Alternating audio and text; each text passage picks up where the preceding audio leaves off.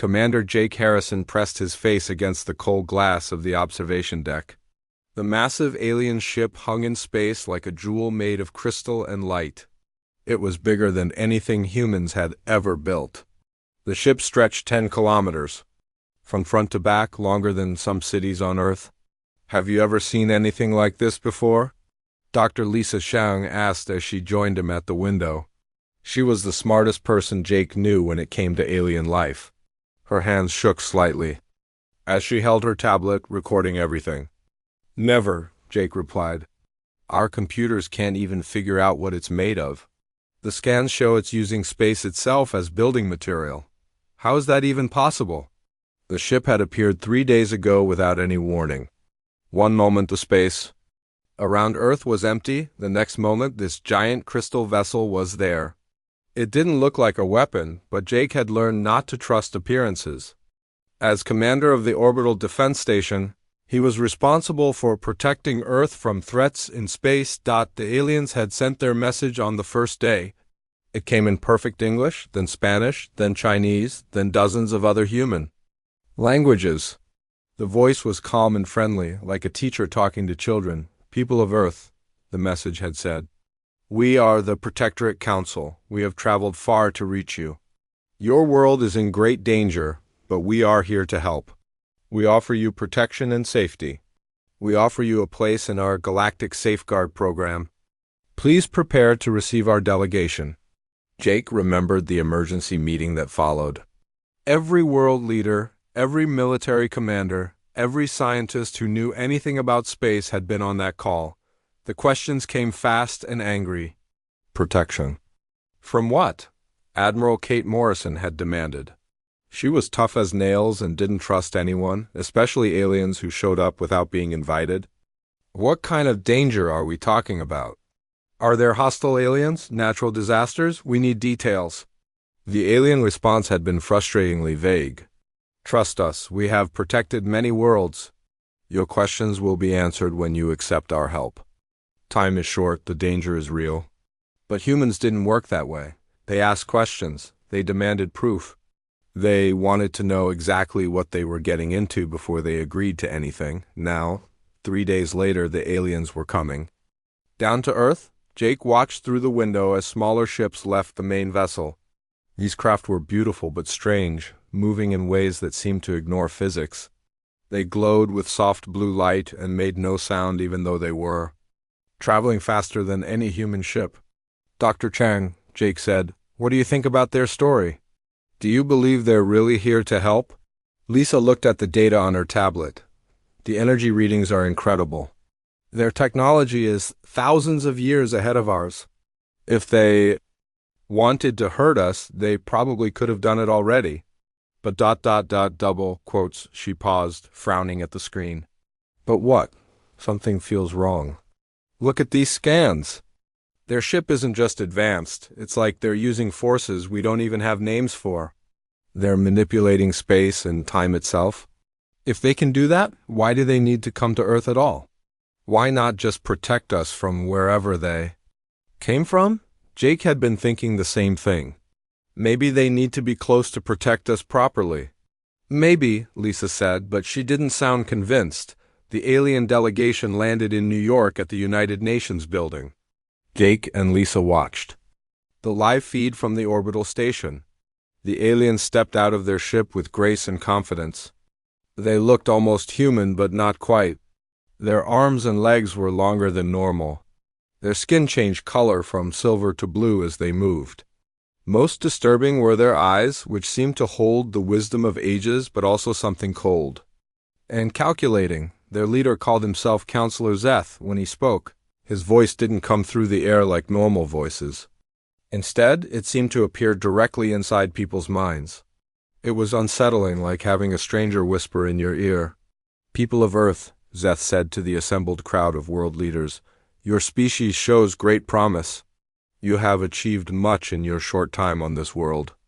But you are vulnerable? The galaxy is not empty as you believe. There are forces that would destroy everything you have built. We offer you our protection, our guidance, and our technology.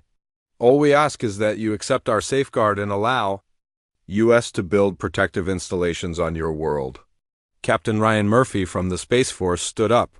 He was a direct man who always said what he was thinking. What kind of threats are we talking about? Are there hostile aliens out there? Are they coming to Earth? We need specifics before we can make any decisions. Zeth's expression didn't change, but somehow Jake could feel the alien's irritation even through the video feed. Captain Murphy, some knowledge is dangerous. Trust that we have protected countless worlds from threats you cannot imagine. Your questions will be answered in time, but immediate action is required. Every day we delay puts your world at greater risk. That's not good enough, Admiral Morrison said firmly. We don't make decisions based on vague warnings. If Earth is in danger, we need to know from what. We need to know how you plan to protect us. We need to know what these installations will do and where you want to put them. The alien delegation exchanged glances. For the first time, they seemed surprised by the human response. Most species they encountered apparently just accepted their offer without question. Your caution is understandable, Zeth said finally. But it is also dangerous. Time is precious. The threats approaching your world will not wait for your slow decision-making process. We have saved civilizations across the galaxy. We know what works and what doesn't. Trust our experience. But Jake could see that the world leaders weren't convinced. Humans had learned through history that anyone who demanded blind trust usually had something to hide. They had been conquered, lied to, and betrayed too many times to simply accept promises from strangers. Even friendly strangers with advanced technology. The meeting continued for hours, but it was clear that both sides were frustrated. The aliens wanted quick acceptance of their offer. The humans wanted detailed information about the supposed threats and the proposed protection. Neither side was willing to give the other what they wanted. Dr. Chang, Jake said as they watched the debate. Continue. What would you do if you were in charge? Lisa was quiet for a long moment. I'd be very careful, she said finally. In my experience, when someone offers you something that sounds too good to be true, it usually is. These aliens claim they want to help us, but they won't tell us what they're protecting us from. They want to build installations on our world, but they won't explain what these installations will do. They say they've protected countless worlds, but where are these worlds? Why haven't we detected any signs of galactic civilization? Maybe they're too far away for us to detect, Jake suggested. Maybe, Lisa agreed, or maybe there's another explanation. Maybe these worlds they claim to have protected aren't free anymore. Maybe protection means something different to them than it does to us. Jake felt a chill run down his spine. You think they're lying? I think they're not telling us the whole truth, Lisa replied, and that makes me very nervous. As the day wore on, it became clear that the aliens weren't getting the reception they had expected.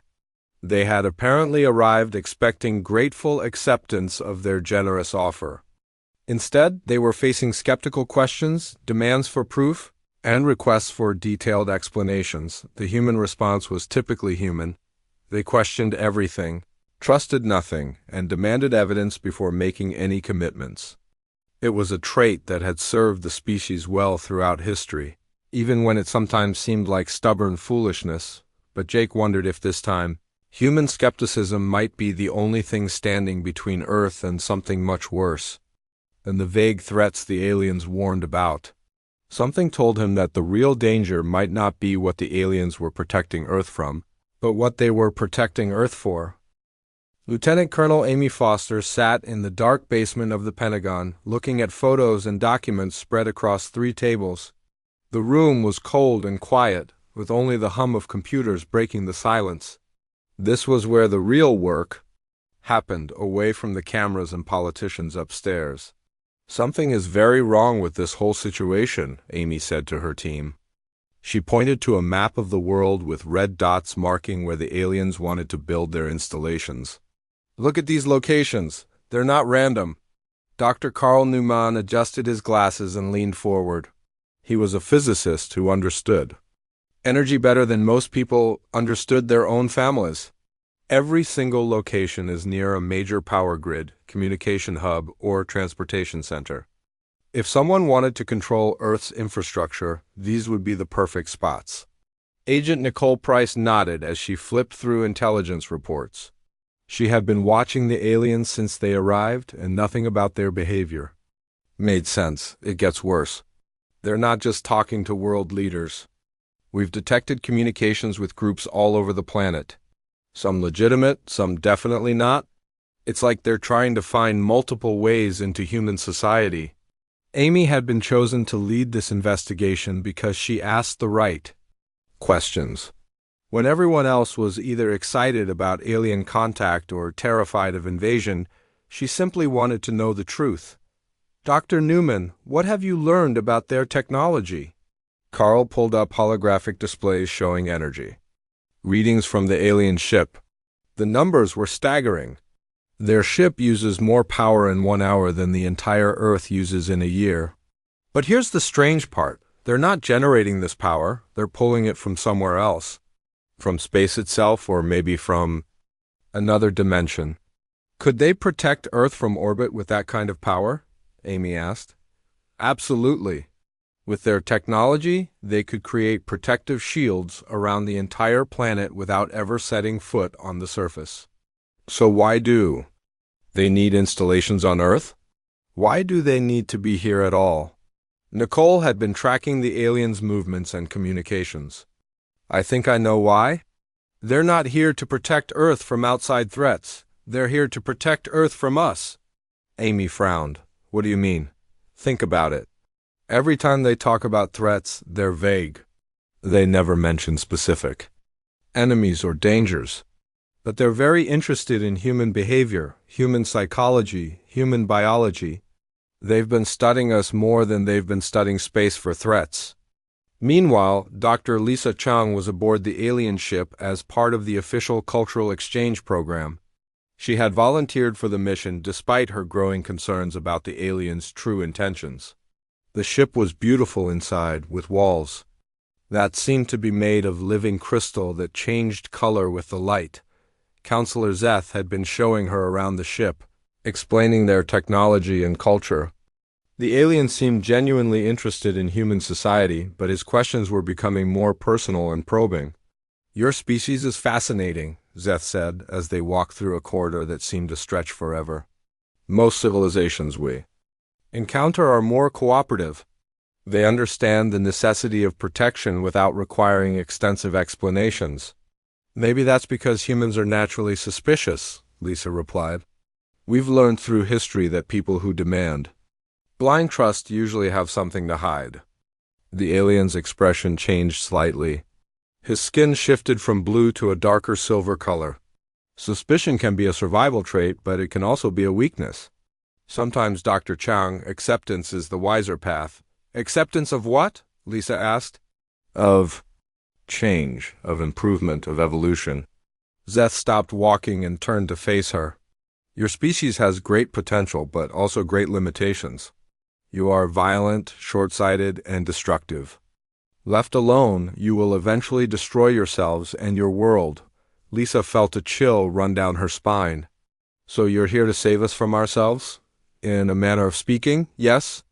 We offer something better than your current existence. Something more organized, more peaceful, more efficient. What does that mean exactly? Zeth smiled, but it wasn't a friendly expression. You will understand in time. Back on Earth, Major Steve Collins was examining the construction sites where the aliens wanted to build their installations. He was a military engineer who had spent his career building and destroying things. He knew defensive structures when he saw them, and these weren't defensive structures. These installations aren't designed to protect Earth from outside attack. He reported to Amy's team via secure communication. They're designed to broadcast something. Each installation has powerful transmission arrays pointed at the planet, not at space. Amy felt pieces of a puzzle clicking together in her mind. Broadcast what? I don't know, but the power requirements are massive. Whatever they're planning to broadcast, it's going to affect a huge area. Possibly the entire planet. Nicole had been monitoring global communications and had noticed something disturbing. The aliens have been making contact with military leaders, politicians, and scientists around the world, but they're not coordinating through official channels. They're approaching people individually, in secret. What are they telling them? Amy asked. That's the problem. We don't know. The conversations are happening in person, no electronic communications. But people who meet with them seem to change. They become more cooperative, more willing to accept the alien proposals without question. Dr. Newman had been analyzing the energy signatures from the alien ship more carefully. I've found something interesting. The ship isn't just using exotic energy sources. It's also emitting low-level radiation that seems to affect brain chemistry. Nothing harmful, but it could explain why people who spend time near the aliens become more agreeable. Amy stood up and began pacing. So let me get this straight. The aliens want to build installations that can broadcast signals across the planet. They're secretly meeting with influential people and somehow making them more cooperative. And their ship emits radiation that affects human brains. That's about the size of it, Carl confirmed. This isn't about protection at all, Amy realized. This is about control. On the alien ship, Dr. Chang was being shown what the aliens called their Cultural Preservation Center. It was a vast room filled with crystalline storage devices that hummed with energy. This is where we keep the essence of the civilizations we have helped, Zeth explained. Their knowledge, their achievements, their unique qualities are all preserved. Here for eternity. Where are the people? Lisa asked. The people are here too, in a sense. Their minds, their personalities, their memories, all preserved and integrated into our collective consciousness. They live on as part of something greater than they could ever have been individually. Lisa felt sick. You mean they're dead? Death is such a primitive concept, Zeth replied. They have transcended individual existence. They are now part of us, contributing their unique perspectives to our eternal civilization. You killed them, we saved them. Without our intervention, they would have destroyed themselves through war, pollution, or simple self-destructive behavior. Instead, they live forever as part of our collective mind. Lisa tried to keep her voice steady. And this is what you plan to do to humanity. Eventually, yes. But first, we must prepare your species. The installations will help with that preparation. They will make humans more receptive to the integration process, less resistant to change. You're going to brainwash us. We prefer to think of it as mental conditioning. Your species has many admirable qualities: creativity, resilience, adaptability. But you also have troublesome traits: independence, suspicion, stubbornness. The installations will help reduce the negative traits while preserving the positive ones. Lisa realized she had to get this information back to Earth somehow. What? If we refuse? Zeth's expression hardened. Then you will face the same fate as all species that refuse our generous offer. The threats we mentioned are real, Dr. Chang. We are one of them. But we are also the only one offering your species a chance to survive, even if in a different form meaning absorbed into your collective consciousness. Exactly, it is a much better fate than extinction. Lisa had heard enough. She excused herself and went to her quarters, where she immediately began composing a coded message to Earth. The aliens weren't protectors, they were predators. And humanity was their next meal. Back in the Pentagon basement, Amy's team was reaching the same conclusion through their own investigation. The aliens weren't here to save Earth from some external threat. They were here to harvest humanity itself. We need to warn everyone, Nicole said. Amy nodded grimly. And we need to figure out how to stop them. The real war was about to begin, and humanity didn't even know it yet. Dr. Elena Rodriguez had always been good at finding hidden truths. As a xenorchaeologist, she spent her life digging through ancient ruins and forgotten records. Now she was digging through alien databases, looking for clues about the Protectorate. Council's real history. She worked in a small laboratory deep inside the alien ship, surrounded by crystalline computers that responded to her thoughts. The aliens had given her access to their historical archives. claiming they wanted to share knowledge about the civilizations they had helped. But Elena was finding something very different. These records don't match what they're telling us, she whispered to herself as she scrolled through endless files. Every entry about a protected world followed the same pattern. First contact, offers of help, installation of protective systems, then nothing. No more records, no more communications, no signs of life. Elena found references to a world called Kepler 442b. The aliens claimed they had saved it from a devastating asteroid impact 50 years ago. But when Elena looked deeper into the files, she found something disturbing. The planet's entire population had been integrated into the Protectorate, Council's collective consciousness, just 6 months after the protection program began. Integration. For optimal survival, the report stated, species showed resistance to necessary modifications. Full integration achieved. Planetary resources now available for Council use.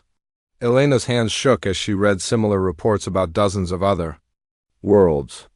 Every single civilization the aliens had protected had ended up the same way, absorbed into the alien collective. Their worlds stripped of resources, their individual existence ended forever. She had to tell Earth what she had discovered, but the aliens monitored all communications from the ship. Elena began writing her findings in code, disguising them as routine archaeological reports about human history. Meanwhile, on Earth, Captain Luke Davis was conducting his own investigation from space. His stealth ship, the UES Phantom, had been shadowing the alien vessel for days without being detected. Luke was a skilled pilot who had learned to read enemy intentions from their actions rather than their words. Something's not right about their communication patterns, Luke reported to Amy Foster's team through an encrypted channel. They're not just talking to their homeworld, they're transmitting detailed scans of our infrastructure, our military capabilities, our population centers. Luke had been intercepting alien transmissions for 3 days. Most were in languages his computers couldn't translate, but some phrases kept appearing in multiple messages. Resource assessment, population density, and resistance potential were mentioned repeatedly. They're not evaluating threats to Earth, Luke realized. They're evaluating Earth itself, like they're planning to take inventory of everything we have. Dr. Carl Newman, working with the investigation team, had made his own breakthrough. He had been studying the energy patterns from the alien installations under construction around the world. These aren't defensive systems, he announced during a secure team meeting. They're designed to emit specific frequencies that affect human brain chemistry. Amy Foster leaned forward. What kind of effects? Based on the wavelengths and power levels, they would cause increased docility, reduce critical thinking, and enhance suggestibility. Essentially, they would make humans more willing to accept whatever the aliens want them to do. Nicole Price had been monitoring the construction sites. The aliens have been working non-stop for the past week. They're not waiting for official approval anymore. They're just building these things whether we want them or not. How close are they to completion? Amy asked. Too close? At their current rate, all installations will be operational within 48 hours. The pieces of the puzzle were falling into place, but the picture they formed was terrifying. The aliens weren't here to protect Earth from external threats. They were here to prepare Earth for conquest, and the conquest would begin with making humans unable to resist. Dr. Lisa Chang was still aboard the alien ship, but now she knew the truth. Counselor Zeth had become less careful about hiding his species' real intentions. During their latest meeting, he had shown her more of the ship's cultural preservation center. Your species has qualities we find particularly valuable, Zeth explained as they walked past rows of crystalline storage units.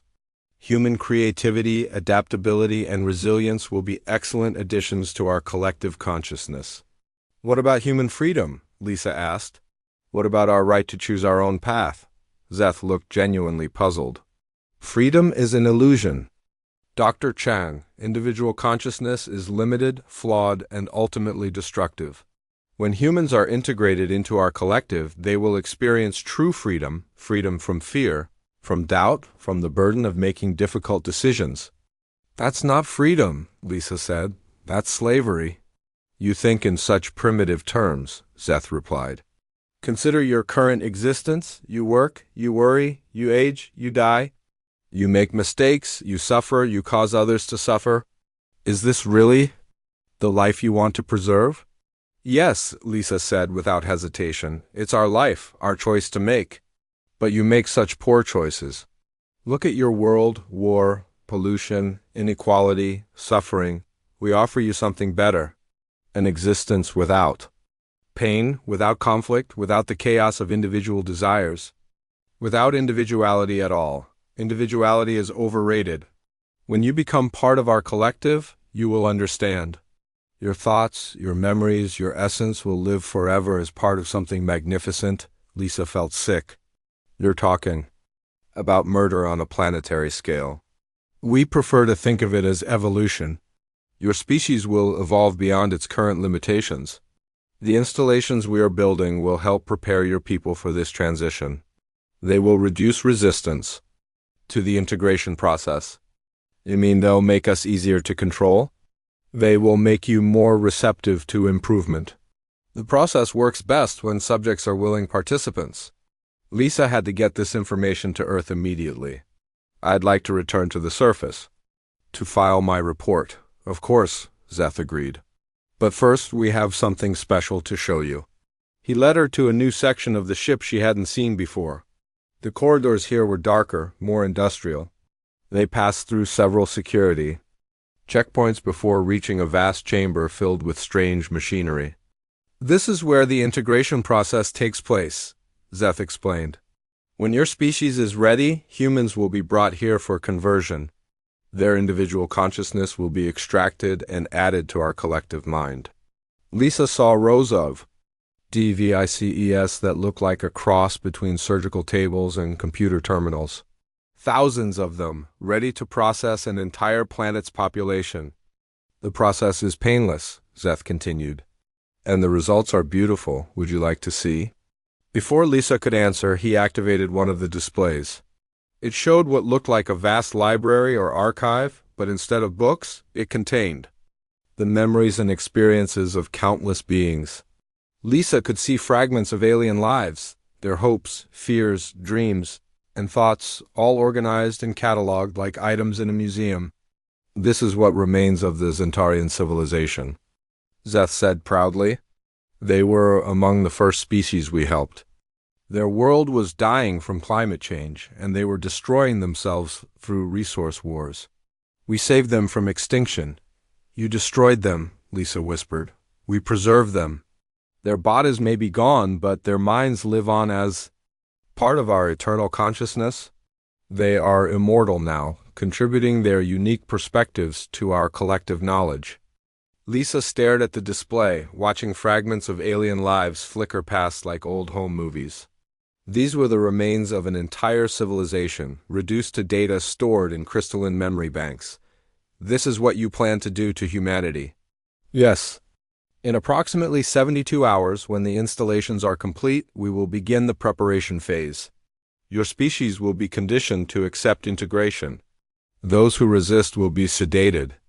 The process will take several months to complete, but when it is finished, humanity will live forever as part of our collective. Lisa felt the weight of her entire species' future on her shoulders. She had to warn Earth, but how could she get off the ship without arousing suspicion? I need to return to Earth to prepare my people for this wonderful opportunity, she said, trying to keep her voice steady. Zeth smiled coldly. I'm afraid that won't be possible, Dr. Chang. You know too much to be allowed to leave. But don't worry, you will be among the first humans to experience integration. Consider it an honor. Lisa realized she was a prisoner. But she also realized something else. The aliens had made a mistake. They had shown her too much, told her too much, and now she knew exactly how their system worked. And if she knew how it worked, maybe she could figure out how to break it. Admiral Kate Morrison sat at the head of the emergency council table, looking at the faces of world leaders on screens around her. The room was filled with tension and fear. Everyone had read the reports from Amy Foster's investigation team. Everyone knew what the aliens really wanted. The evidence is clear, Admiral Morrison said in a steady voice. The Protectorate Council isn't here to protect us. They're here to harvest us. They want to absorb our entire species into their collective consciousness and strip our planet of resources. President Martinez of the Americas Federation spoke first. How much time do we have? Less than 24 hours, Amy Foster replied. From her position at the briefing table, the installations are nearly complete. Once they're operational, they'll start broadcasting signals that will make humans docile and easy to control. Prime Minister Chun of the Asian Alliance looked grim. What about Dr. Chang? Any word from her? Nothing for the past 12 hours, Nicole Price reported. We have to assume she's been captured or worse. Chancellor Weber of the European Union asked the question everyone was thinking. Do we have any way to fight them? Their technology is thousands of years ahead of ours. Dr. Carl Newman stood up and activated a holographic display. We can't match their technology, but we might be able to use it against them. The installations are designed to work together as a network. If we can overload them simultaneously, we might be able to create a cascade failure that destroys the entire system. How do we overload them? Admiral Morrison asked. Electromagnetic pulse bombs. We place them at every installation site and detonate them at exactly the same time. The feedback should travel through their network and overload their main systems. What about their ship in orbit? Captain Ryan Murphy asked. That's where Captain Davis comes in, Amy said. His stealth ship has been monitoring their vessel. He thinks he can get close enough to plant a virus in their computer systems. Captain Luke Davis appeared on one of the communication screens. He was floating in zero gravity aboard his ship, the Earth visible through the window behind him. I've been studying their ship for days. Their security is focused on big threats, not small ones. I can get the Phantom close enough to upload Dr. Newman's virus into their navigation computers. What will the virus do? President Martinez asked. It won't destroy their ship, but it will force them to choose between staying to fight or retreating. To save their vessel, Dr. Newman explained. Either way, it should disrupt their plans long enough for us to destroy the installations. Admiral Morrison looked around the room. This is incredibly dangerous. If we fail, we'll have provoked them into immediate retaliation. They could wipe us out before we get a second chance. If we do nothing, they'll absorb us into their collective consciousness anyway, Amy pointed out. At least this way we go. Down fighting. The vote was unanimous. Every world leader, every military commander, every scientist agreed. Humanity would fight for its freedom, no matter the cost. Meanwhile, aboard the alien ship, Dr. Lisa Chang was planning her own form of resistance. She had been locked in her quarters, but the aliens hadn't taken her tablet computer. They probably thought human technology was too primitive to threaten their systems. They were wrong. Lisa had spent years studying alien technology during the cultural exchange. She understood how their crystalline computers worked, at least on a basic level. More importantly, she had noticed something the aliens had overlooked. Their integration facility was connected to the same network as the planetary installations. If she could access that network, she might be able to send a warning to Earth, or even sabotage the system from the inside. Lisa connected her tablet to the ship's computer network using a data port in her room. The alien systems tried to block her access, but she had learned their basic command structure during her time on the ship. Slowly, carefully, she began to hack into their most sensitive systems. On Earth, the counterattack was already beginning. Teams of military engineers were positioning electromagnetic pulse bombs at every alien installation. It was dangerous work because the aliens had guards at each site, but the guards were focused on protecting the installations from external attack, not from bombs being planted right underneath them. Major Steve Collins led one of the teams at the installation outside Washington, D.C. He crawled through the maintenance tunnels beneath the city, carrying enough explosives to level a city block. The alien installation hummed with energy above him, already beginning to emit the brain control signals. The frequency is getting stronger, he reported through his radio. I can feel it trying to affect my thinking. It's like having someone else's thoughts pushed into my head. Stay focused, Amy's voice crackled back. You're almost there. Steve reached the spot directly beneath the installation and began setting up the EMP bomb. The device was crude compared to alien technology, but it would generate enough electromagnetic interference to overload their systems. At least, that was the theory. Similar scenes were playing out at installation sites around the world. In Tokyo, Captain Yuki Tanaka placed her bomb while alien guards patrolled overhead. In London, Sergeant James Mitchell worked in the darkness of the Thames tunnel system. In Cairo, Lieutenant Sarah Ahmad crawled through ancient sewers that had been old when the pyramids were young. Each team knew they might not survive the mission. The EMP bombs would create massive electrical feedback that could kill anyone too close to the blast. But they also knew that if they failed, humanity would cease to exist as a free species. Captain Luke Davis was making his approach to the alien mothership. The Phantom was designed to be invisible to most sensors, but the alien ship was scanning space with technologies humans didn't even understand. Luke had to use every trick he knew to get close without being detected. I'm within weapons range of their ship, he reported to Earth, beginning final approach to their docking bay. The alien ship was beautiful and terrifying up close. It looked like a living thing made of crystal and light, constantly changing shape as energy flowed through its structure. Luke could see smaller ships moving in and out of docking bays that opened and closed like breathing. Their security is focused on big threats, Luke said to himself as he guided his ship toward a maintenance bay. Let's hope they don't notice. One small human ship. Aboard the alien vessel, Dr. Chang had made a breakthrough. She had accessed the integration facility's control systems and found something incredible. The aliens stored detailed information about every species they had absorbed, including their weaknesses and resistance patterns. They're not as invincible as they pretend to be, Lisa whispered as she read through the files. Every species that fought back caused them significant casualties. They prefer easy targets. More importantly, she found technical specifications for the planetary installation network. The system had a critical vulnerability that the aliens probably didn't think any primitive species would.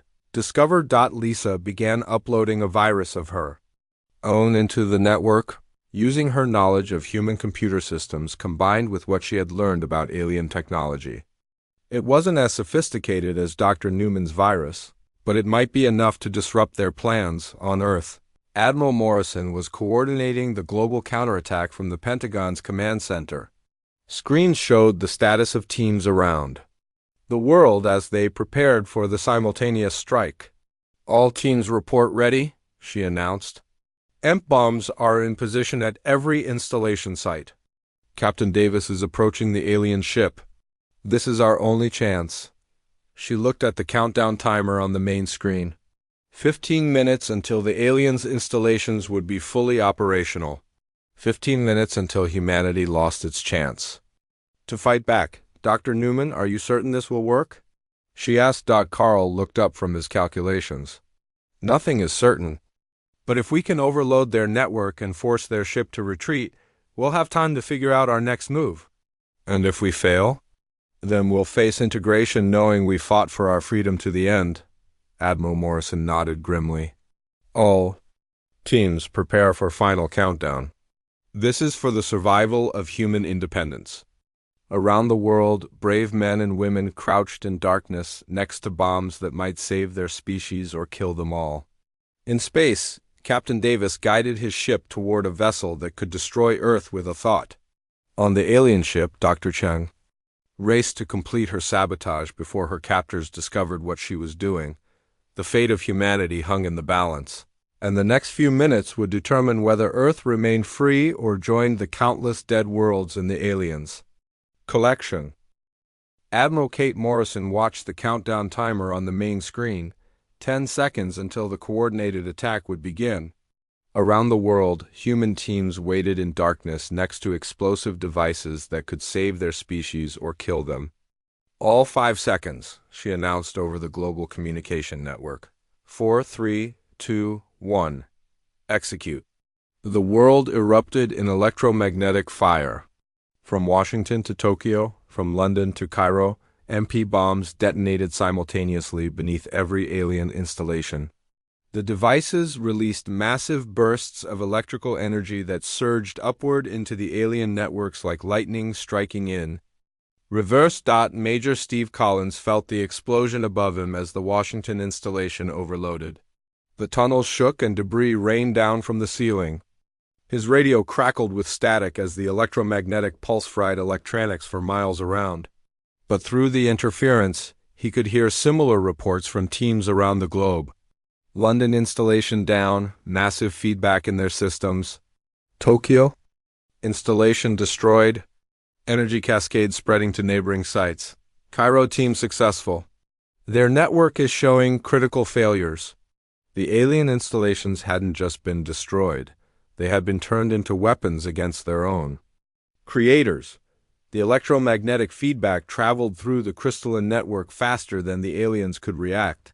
Installation after installation exploded in brilliant flashes of light as their own energy systems overloaded. On the alien mothership, Captain Luke Davis had successfully docked his stealth vessel in a maintenance bay. He moved quickly through corridors that hummed with increasing alarm as the planetary network collapsed below. Emergency lights flashed in alien colors that hurt human eyes to look at. Luke found a computer terminal and plugged in Dr. Newman's virus. The device was simple, by alien standards but sophisticated enough to cause chaos in their navigation systems. As the virus uploaded, Luke could hear alien voices echoing through the ship, not the calm, controlled tones they used with humans, but harsh, urgent sounds that needed no translation. They were panicking. Dr. Lisa Chang felt the ship shudder around her as the planetary installations failed. Through her tablet, she watched her own virus spread through the integration facility's computers. The aliens had never imagined that a primitive human device could access their most secure systems. Her virus was designed to do one simple thing: erase the stored consciousness of every species the aliens had absorbed. If she couldn't save humanity's future, she could at least free the minds of those who had been enslaved before. "This is for the Zentarians," she whispered as she initiated the deletion sequence. "And for every other species you destroyed." The ship's crystalline walls began to dim as vast amounts of stored data disappeared forever. Somewhere in the ship's depths, the collective consciousness that had existed for millennia was being reduced to nothing. The aliens' greatest treasure? Their collection of absorbed civilizations was vanishing. "Counselor." Zeth burst into Lisa's quarters just as she finished the deletion. His skin had turned a deep red color that she had never seen before, and his eyes blazed with fury. "What have you done?"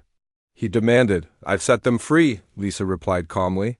"Every mind you stole, every civilization you murdered, they're free. Now, you have destroyed millions of years of collected knowledge and experience. Those civilizations were immortal as part of our collective. Now they are truly dead." "No," Lisa said firmly. "Now they're finally at peace." Zeth raised a weapon. That looked like crystallized lightning, but before he could fire, the ship shuddered violently. Captain Davis's virus had reached the navigation systems, and the massive vessel was beginning to lose control on Earth. Admiral Morrison watched satellite feeds showing the alien installations exploding one by one. The electromagnetic cascade had worked even better than Dr. Newman had predicted. Not only were the installations destroyed, but the feedback was affecting the alien ship in orbit. "The mothership is moving," reported Captain Davis over a crackling communication link. "Their navigation systems are failing. They're being pulled toward Earth's atmosphere." The alien ship was massive beyond comprehension, but it was also designed to operate in the vacuum of space. If it entered Earth's atmosphere while out of control, it would burn up like a meteor. The aliens faced a choice: retreat immediately or risk losing their ship and everyone aboard. Dr. Newman monitored the energy readings from the dying installations, and the network collapse is complete. Whatever control system they had is gone. They can't restart the integration process without building everything from scratch. But the victory came at a cost. The EMP explosions had damaged Earth's power grids and communication networks. Cities around the world were experiencing blackouts. Satellites had been knocked offline. The global economy would take years to recover. Was it worth it? President Martinez asked over a backup communication system. Admiral Morrison looked at the images of the burning alien installations. We're still human. We're still free. That makes it worth any price. High above Earth, the alien mothership fought to regain control. Counselor Zeth had left Dr. Chang under guard and rushed to the bridge, where his crew was struggling to contain the cascade failures spreading through their systems. The navigation computers are corrupted, reported one of his subordinates. We cannot maintain orbital position. The ship is losing altitude. What about the integration facility? Zeth demanded. Destroyed. The humans somehow accessed our core systems and deleted everything. Thousands of stored civilizations have been lost forever.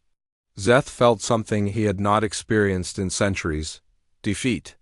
The humans had done something no other species had ever managed. They had not only resisted integration, they had struck back and damaged the Protectorate Council itself. Can we salvage the mission? Negative. The planetary network is destroyed. Without the installations, we cannot condition the human population for integration. Direct assault would result in unacceptable casualties to our forces. Zeth made the hardest decision of his long existence. Retreat to minimum safe distance. We will return when we have developed new strategies for dealing with this species. Captain Davis felt the alien ship's engines ignite as he made his way back to his own vessel. The massive craft was pulling away from Earth, its crystalline hull scarred and dimmed from the damage it had sustained. He had completed his mission, but barely. This is Davis, he reported as he reached his ship. The aliens are retreating. Repeat, the mothership is leaving Earth orbit. Around the world, humans emerged from shelters and hiding places to see the alien ship disappearing into the darkness of space. The installations lay in ruins, their exotic technology reduced to melted metal and shattered crystal. The immediate threat was over, but Counselor Zeth's final transmission to Earth carried an ominous warning. Your species has shown remarkable determination. We underestimated human resilience. But understand this, the galaxy is not a safe place. Other threats will come, and when they do, you will wish you had accepted our offer of protection. Dr. Chang, freed when the aliens abandoned their ship's lower sections during the retreat, was recovered by rescue teams. Her first words to the recovery crew were simple. We won? We're still human. In the weeks that followed, humanity began to assess the cost of their victory. The global blackouts would take months to repair. The economic disruption was enormous. Many people had died during the electromagnetic strikes. But they had retained something more valuable than any technology or protection the aliens could have offered. They had retained their humanity. Dr. Newman, analyzing the wreckage of the alien installations, made an important discovery. We can learn from their technology without being controlled by it. This could advance human science by centuries. Admiral Morrison stood before the United Nations, addressing a world that had been forever changed. The aliens warned us that other threats would come from space. They were probably right. But if they do come, they'll find humanity ready. We've learned that our greatest strength isn't our technology or our weapons. It's our refusal to surrender our freedom, no matter the cost. Captain Murphy summed up the human victory in his final report. They offered us safeguard from the unknown. We chose to face the unknown ourselves. That choice is what makes us human. Earth had survived its first encounter with a galactic civilization. The victory had cost them dearly, but it had taught them something important about themselves. When faced with the choice between safe slavery and dangerous freedom, humanity would choose freedom every time. The galaxy was vast and full of threats, but humanity would face those threats as themselves, free, independent, and unbroken. And that was exactly how they wanted it.